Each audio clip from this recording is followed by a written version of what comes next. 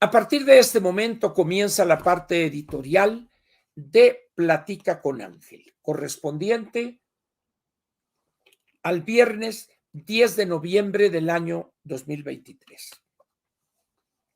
El nombre de la editorial o de la sección editorial se llama así: ¿ya empezó usted a prepararse? Alguien dirá, ¿a prepararse para qué, Ángel? Para lo peor que viene ya desde el año 24. Ni siquiera habrá que esperar al 25. Repito, ya empezó usted a prepararse. Si no lo ha hecho, por favor, empiece. Pasos muy sencillos. Primero, reduzca el nivel de endeudamiento o el saldo vigente de sus pasivos, sería la expresión técnica correcta, reduzca lo más que pueda, para que empiece usted el 24 con el menor saldo deudor que sea posible. ¿Por qué? Porque las tasas de interés van a seguir altas. Las tasas de la tasa de interés interbancaria, en el caso de la que fija Banco de México, va a seguir siendo alta. En esas condiciones, pues, empiece a prepararse. No compre cosas superfluas, que no requiere, que no sea algo así vital. No caiga en la trampa del Buen Fin, en caridad de Dios. No lo haga. Mejor reduzca la deuda que tiene. Si puede usted terminar el año con un endeudamiento cero, no tiene idea lo feliz que se va a sentir a partir del 1 de enero del 24. Gaste o compre o invierta lo que puede usted pagar cada mes al 100%. Conviértanse, por favor, lo más cercano posible a ser un totalero. Y eso le va a ayudar a conservar de una manera muy responsable su liquidez y a aprovechar verdaderamente alguna que otra ganga. Si bien la inflación, la subyacente andará alrededor del 5,5-6%, pero las tasas de interés van a seguir todavía un buen tiempo en los niveles, cuando menos, que sería CETES o la interbancaria, alrededor del 11-12%.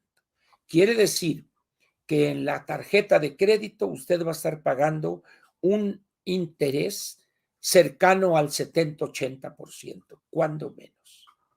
Entonces, cuidado pues, empiece a prepararse. Pero vamos a ver.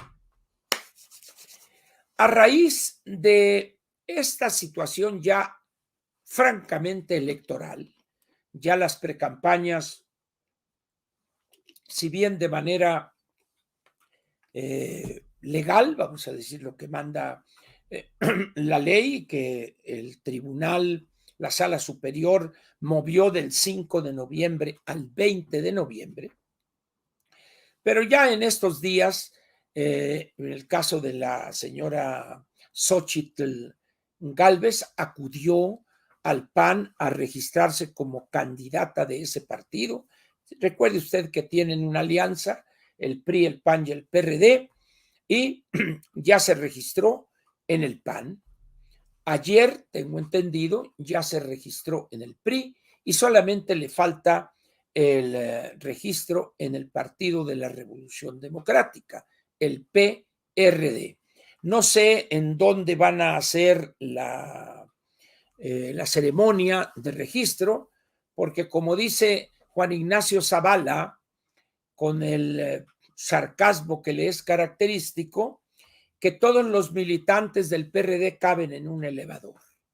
Entonces, habrá que ver pues si esa es una esquinita de una oficina, pero el caso es que falta ese registro. En el caso del PAN, partido al que ha estado siempre cercana la ingeniera, aun cuando los desprecie y nunca haya aceptado ser militante de ese partido que le ha dado todo. Primero la hizo funcionaria en el gobierno panista del presidente Vicente Fox. Posteriormente intentó ser gobernadora del estado de Hidalgo, perdió, pero fue promovida y postulada por el PAN. Luego fue candidata a la alcaldía Miguel Hidalgo, ganó postulada por el PAN. Luego fue senadora, todavía es senadora de la República, apoyada por el PAN. De tal manera que todo lo que ha hecho políticamente la ingeniera Xóchitl Gálvez Ruiz lo ha hecho con el PAN, por el PAN, pero para ella, porque la que se ha prestigiado es ella, no el partido que la apoyó. ¿Por qué? Yo no pertenezco a ningún partido, a mí no me manda ningún varón y esto y el otro y más acá. Muy bien. Ayer, en la presentación de su solicitud de registro ante el Comité Ejecutivo Nacional y militantes priistas, tuvo a bien decir algo que le salió del alma. Son de esos que llamaría el licenciado Sigmund Freud, o si quieren la precisión, doctor Sigmund Freud, lo que llama actos fallidos. Los actos fallidos son, para decirlo claro, son actos que uno no quisiera haber dicho o no pensaba decir, pero se le salen y los dicen. Muy bien. Ayer dice ella, es que en el PRI, en ese partido hay muy malos priistas, dice, con los cuales yo jamás trabajaría, dice, como Manuel Bartlett y Alito. Entonces dice uno, a ver cómo está esto. Pues si ayer en la ceremonia te acabas de abrazar y te dio un beso de cariño, Alito, y por otro lado dice, hay muchos malos priistas con los cuales yo jamás trabajaría, alguna cosa así está en el tweet, ahí está el video, y dice, como Bartlett, yo no sé qué le pasa a la ingeniera, pero el licenciado Manuel Bartlett Díaz no es priista desde hace mucho, es morenista y antes fue del Partido del Trabajo. Entonces yo no sé de dónde saca la ingeniera en esa propensión a hablar y hablar sin pensar. Y luego remata diciendo, como es el caso de Bartlett y Alito. Pues creo que lo menos que podía hacer ella en un acto mínimo de cortesía política, al menos no decir eso. ¿Por qué? Porque Alito, el licenciado Alejandro Moreno Cárdenas, es el presidente del Comité Ejecutivo Nacional del partido que tiene la más grande estructura en este país. Podrá el PAN tener más diputados, pero nomás tiene 277,000 militantes. Y el PRI tiene 1,441,000 militantes, datos del INE, no míos. Y tiene una estructura que cuando empieza la campaña se moviliza. Y la ingeniera, en un acto de irresponsabilidad política, dice, malos políticos como priistas, como Bartlett y como Alito. Pero no es la primera vez que cae en este tipo de juicios. Cuando fue a registrarse en aquel proceso de Va por México, se hace una ceremonia allá en el auditorio Plutarco Elías Calles, y muy bien, y goody good night, y dónde te pongo, acá, y hubo una conferencia de prensa ahí mismo, y salió el caso de la campaña en Hidalgo, dice. Sí, allá en Hidalgo me hicieron un gran fraude, dice, como diciendo, me robaron la elección, pero luego sale esa expresión tan propia de una persona a veces vulgar como es la ingeniera, y dice, pero qué pinche puto susto les metí. No, dice uno, bueno, pues esas categorías sociológicas que maneja la ingeniera, y no ha cambiado.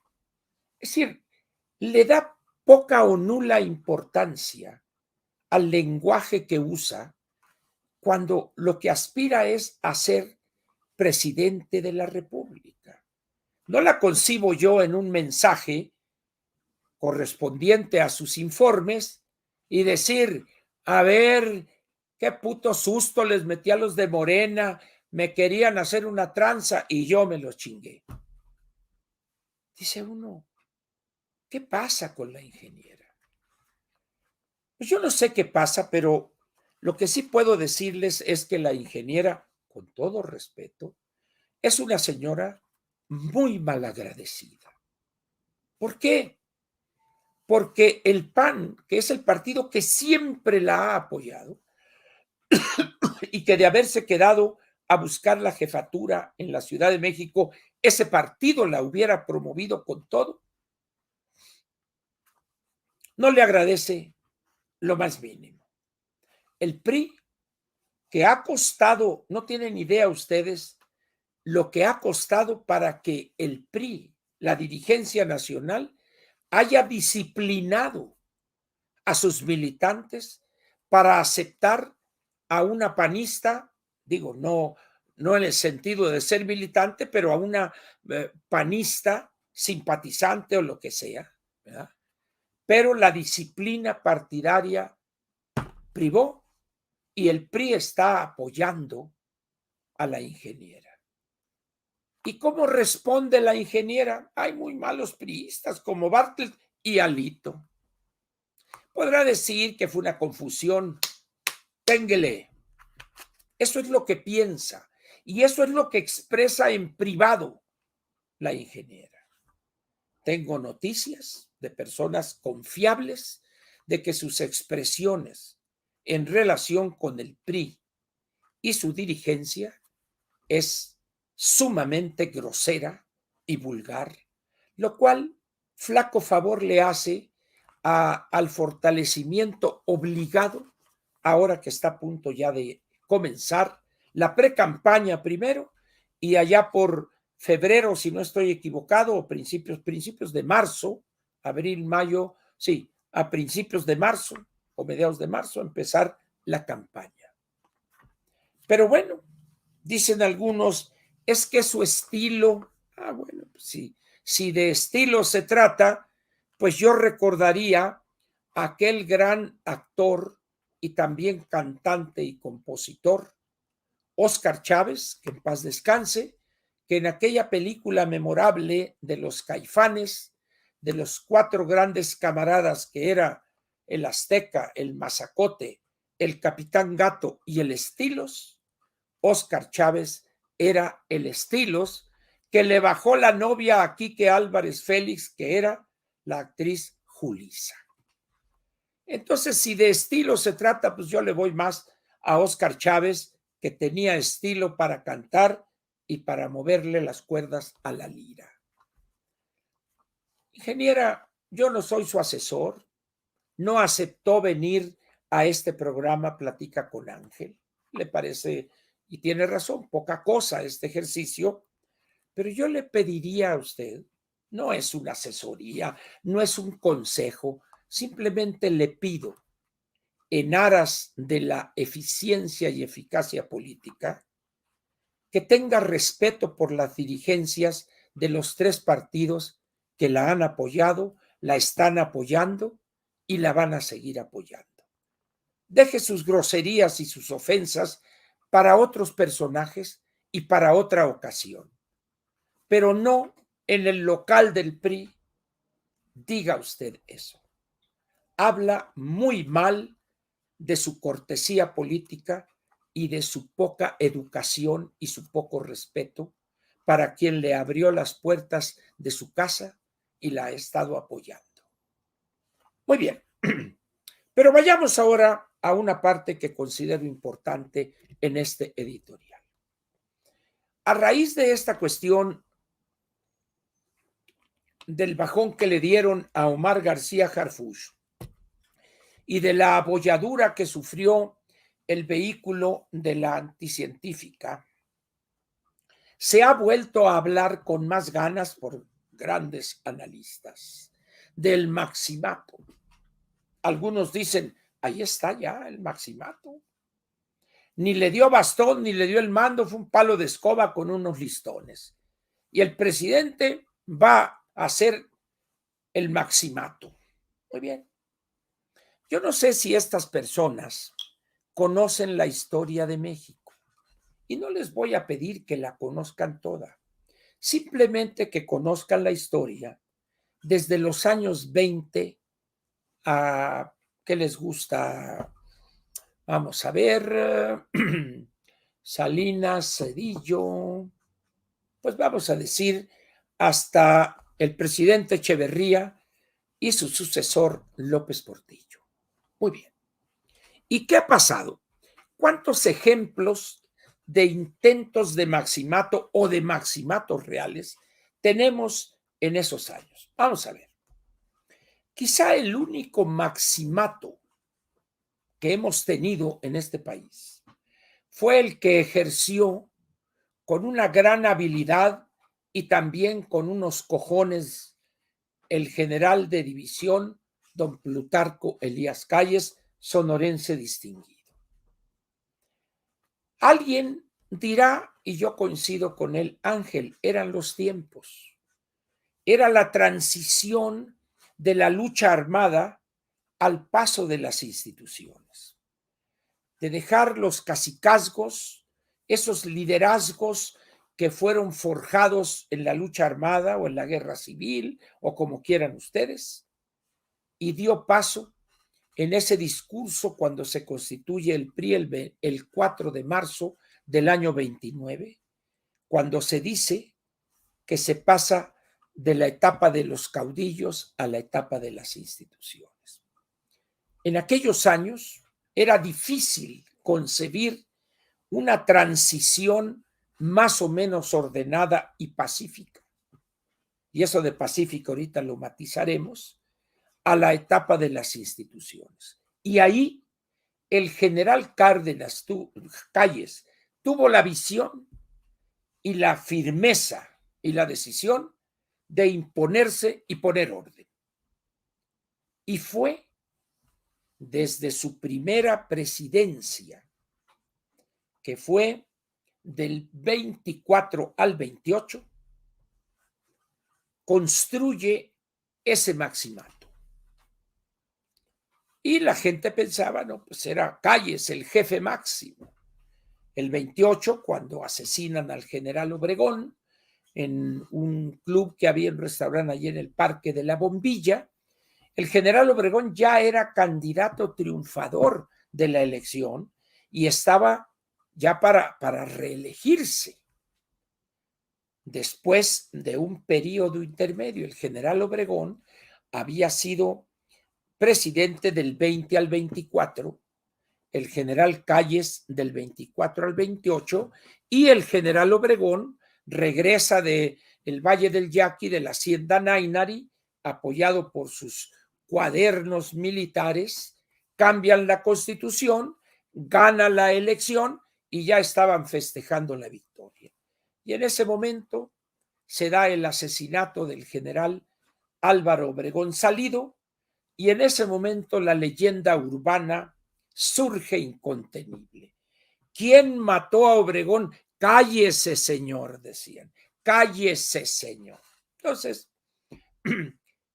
posteriormente, el general Plutarco Elías Calles, con mano férrea, conduce el país por esa nueva etapa de las instituciones.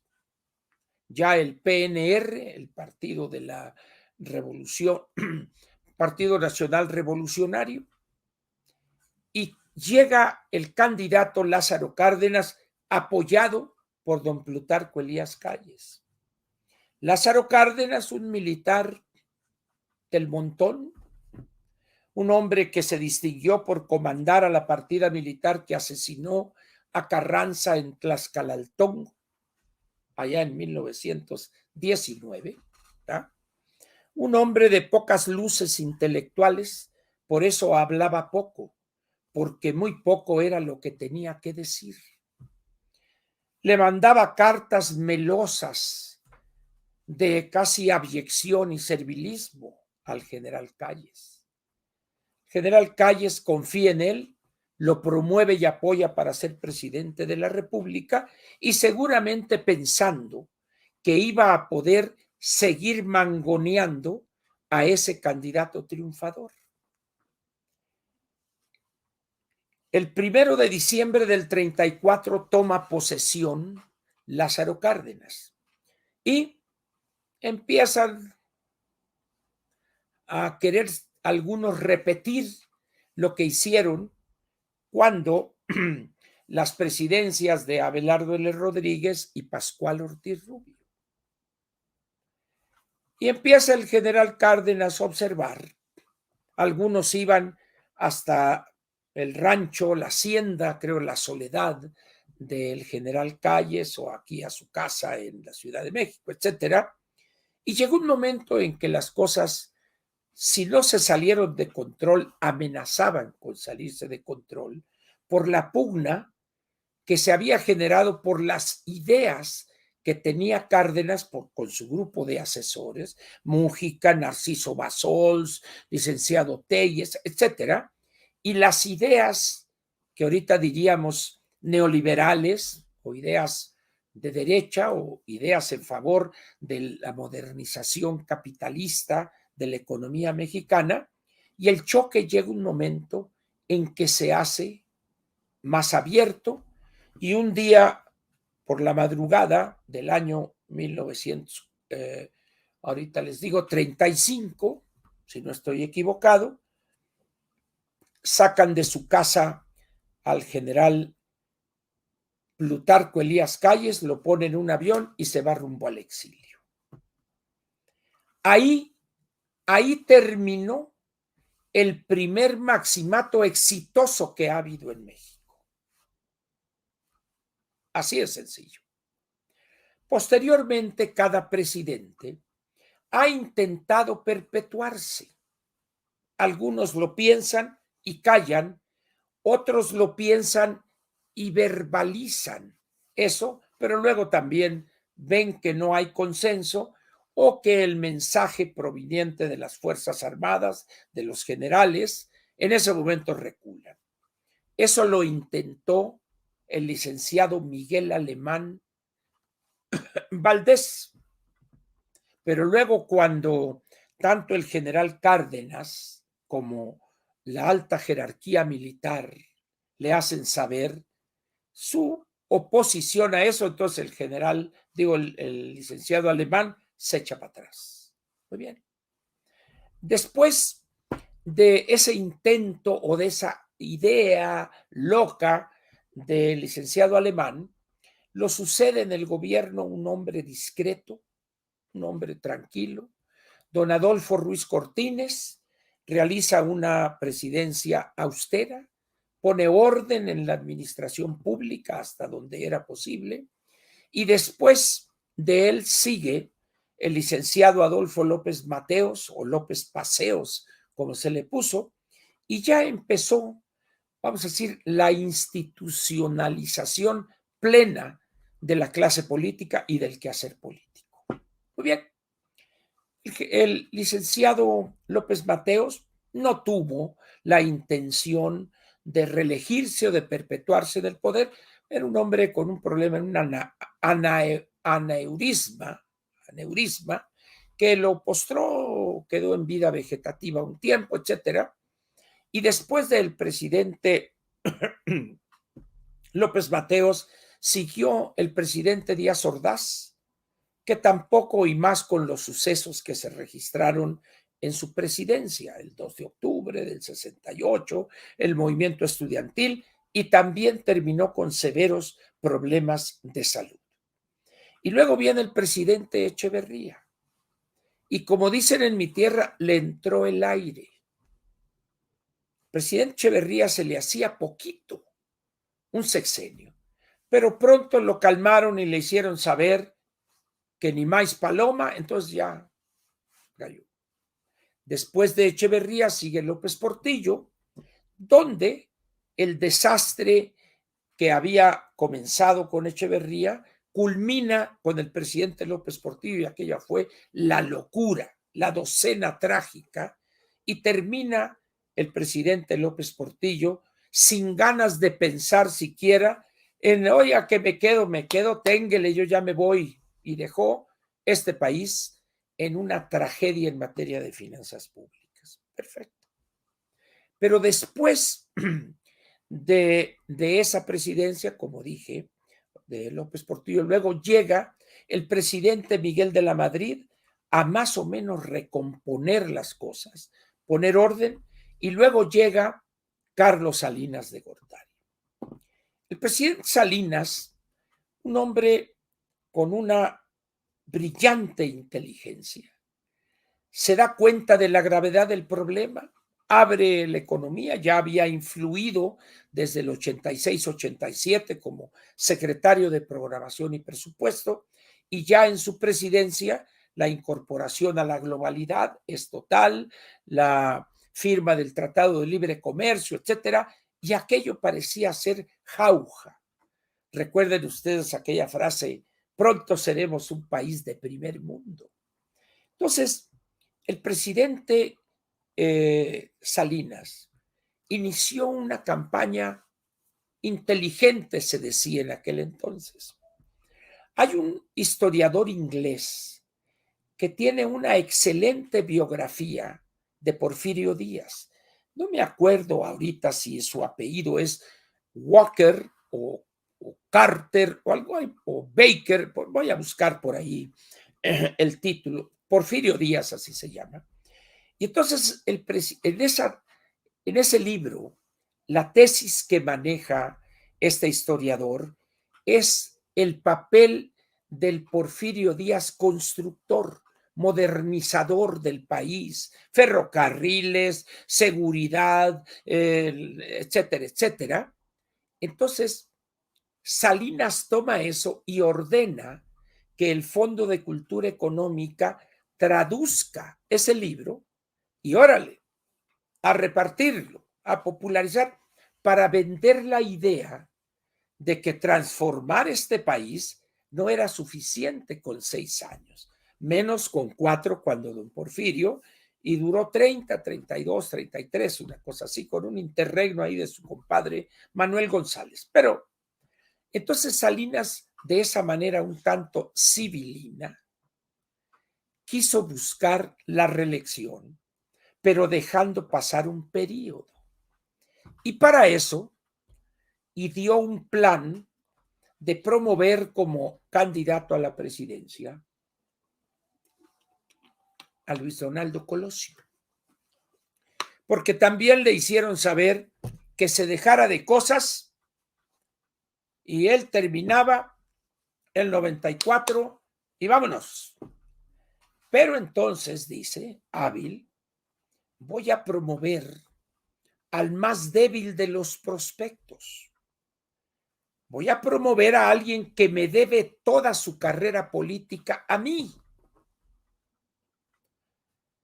Cuando Carlos Salinas hace diputado federal a Colosio, a Luis Donaldo era un personaje de tercera o de cuarta, un funcionario en la Secretaría de Programación y Presupuesto. Ya hay una anécdota ahí que luego se las contaré en otra ocasión. Y así se convierte en diputado federal del Distrito 1 en el norte de Sonora, con cabecera en Magdalena. Y de ahí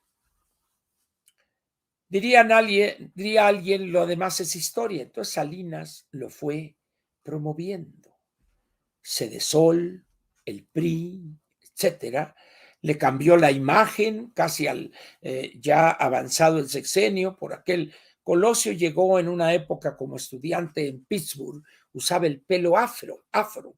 Él tenía el pelo ensortijado, ya se lo balacearon, carita sonorense, cantaba canciones, bohemio, de afición, etcétera. Buena voz, veo un país con sed y hambre de justicia, y acá era buen orador Luis Donaldo.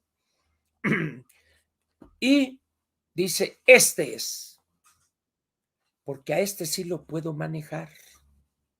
En cambio a Pedro Aspe, téngale. Entonces dice, este. Y empieza a promoverlo. Y lo destapa como candidato.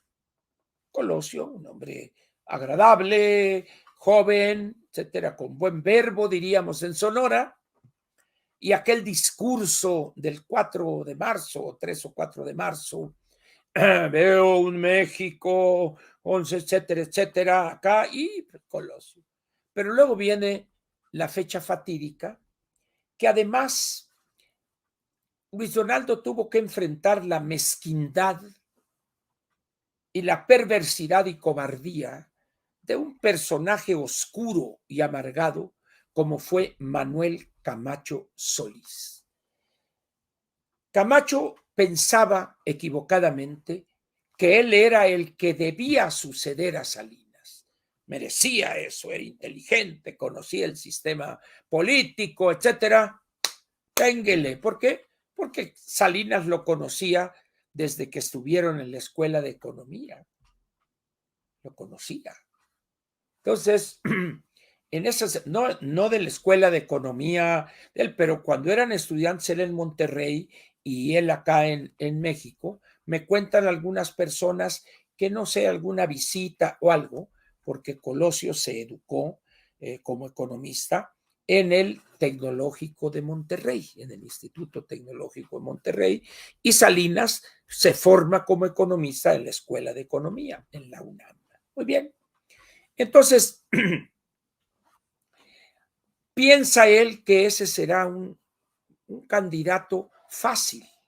Se viene la tragedia, Aburto, etcétera, y en ese momento aquel proyecto personal de Salinas que era en el sexenio de Colosio reformar la Constitución para que fuera en un periodo posterior, no en el inmediato siguiente.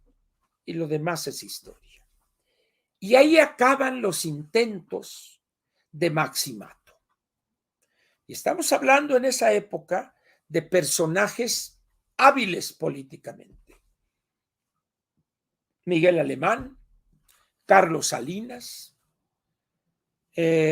personajes fuertes y hábiles para la operación política. Y cuando había que tomar decisiones fuertes, es decir, eliminar a este o aquel, también lo hacía. Mi general Plutarco Elías Calles. Esos portentos políticos que fueron importantísimos, cada uno dentro de su tiempo, la institucionalización que promovió Calles, Banco de México, la Comisión Nacional de Irrigación, etcétera. Posteriormente, el licenciado Alemán, la civilidad en la política, los militares van para afuera a los cuarteles, y luego Salinas con el rompimiento de aquella idea perversa grabada en piedra de el crecimiento hacia adentro, sustitución de importaciones y abrir la economía. Esos eran políticos, esos eran personas conocedoras y jugaron cada uno en su momento una parte importante de la historia del siglo XX en México.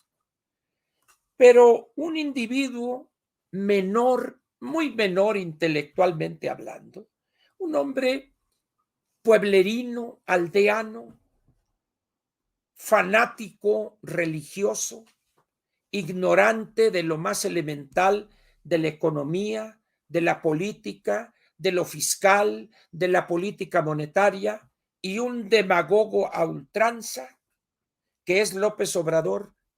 ¿Ustedes piensan que esta persona podrá llevar a cabo un maximato y manejar como títere a la anticientífica Claudia Sheinbaum? Si bien yo no me trago eso de que doctora y visita doctoral, postdoctoral allá en Berkeley, y eso, algún día saldrá la verdad a flote, ¿verdad? Pero con un hombre que con trabajos y copiando terminó la secundaria, porque lo demás está medio oscuro ahí en su vida académica. ¿Ustedes piensan que va a ejercer un maximato?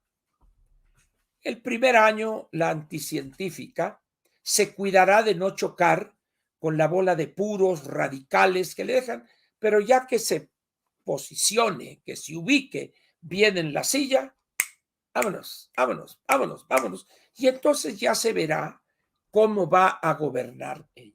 Ahora bien, si en un determinado momento el bulto pretendiere querer mangonearla, pues en ese momento, en un avioncito a hora temprana de la mañana, si ya está acostumbrado aquí a levantarse a las 5 para la reunión a las 6, bueno, pues a las 5:30, señor presidente, ya vámonos.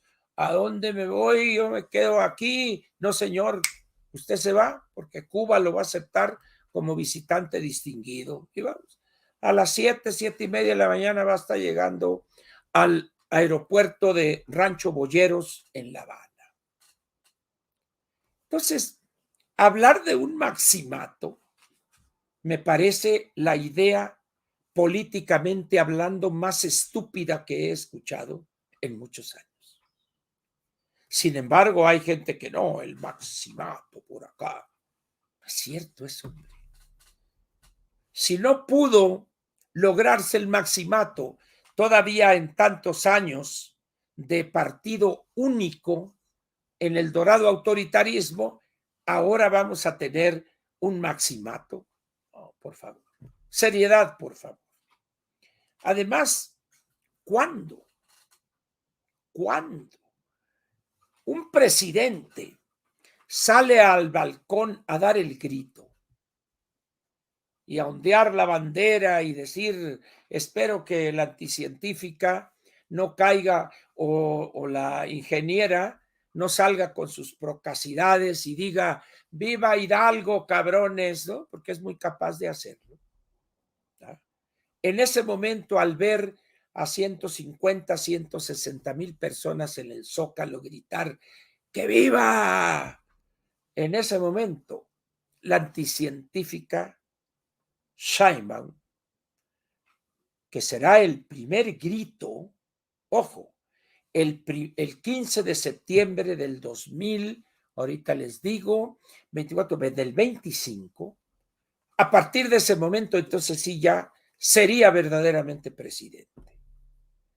Entonces, decir que va a haber un maximato y que va a poner esto, valdría la pena que estudiaren bien y analizaren la historia de México del siglo XX, particularmente de los años 50 a la fecha. En esas condiciones, pues, ¿qué nos espera a nosotros?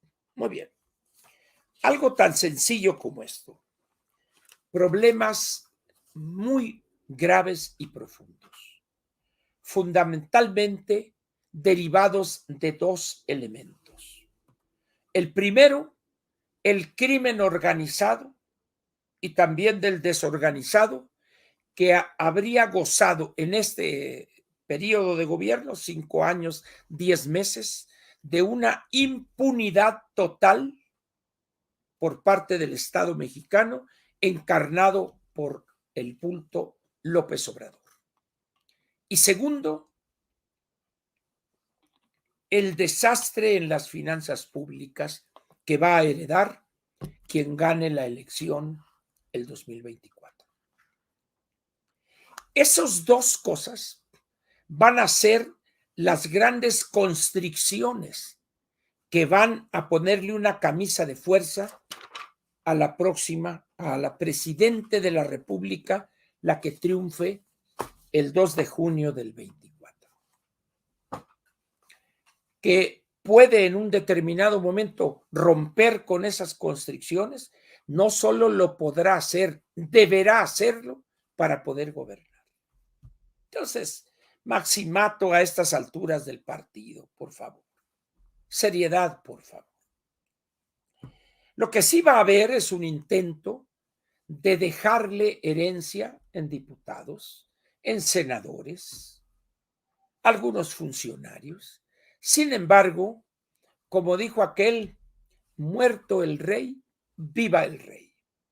En el momento en que lleguemos al 1 de octubre del 24, cuando quien gane la elección rinda la protesta de ley, en ese momento ningún diputadito de Morena se le va a poder apanterar.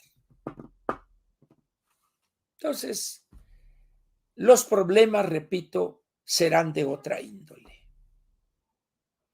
No sé si recuerdan ustedes lo que sucedió en 1989, enero.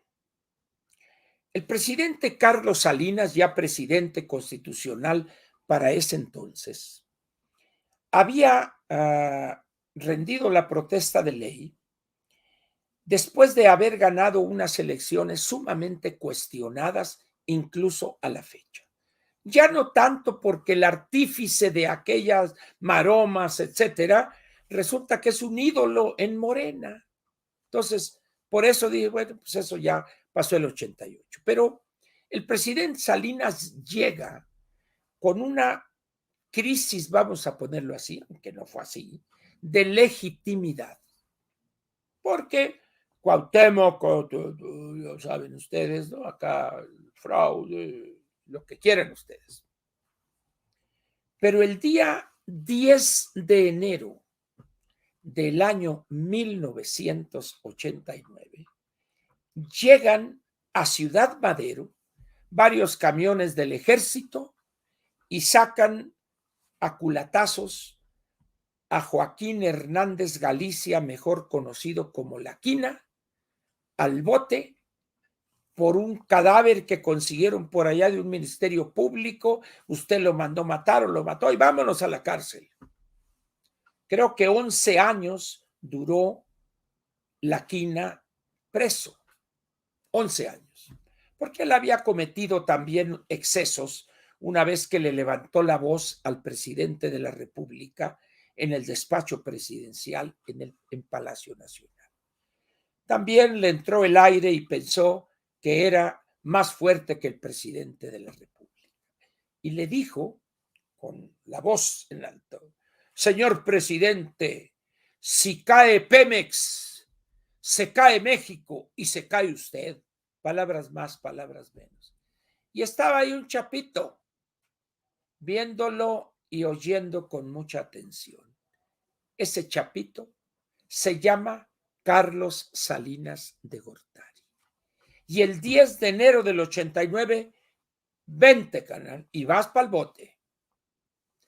Pero lo que no recuerda la gente o no quieren recordar es que al mismo tiempo el presidente Salinas mete a la cárcel a quien fue uno de los, como dicen, cazabolseros más importantes y prominentes, Eduardo Legorreta el Bayo. Metió a un político, La Quina, y a un empresario del ramo financiero, el Bayo Legorreta. ¿Tuvo algún problema Salinas el 89, el 90, el 91 y el 93? En el momento en que está La Quina en la cárcel y el Bayo Legorreta en el reclusorio sur, creo, en ese momento, sórdenes jefe, dijeron los empresarios y dijeron toda la clase política. Eso podría pasar ante los intentos de algunos de querer ser más que la anticientífica o que la ingeniera. Entonces, eso de maximato, por favor, seamos serios y pongámonos en el tercer decenio del siglo XXI. En este momento termina la parte editorial de Platica con Ángel, la parte correspondiente al 10 de noviembre del año 2023.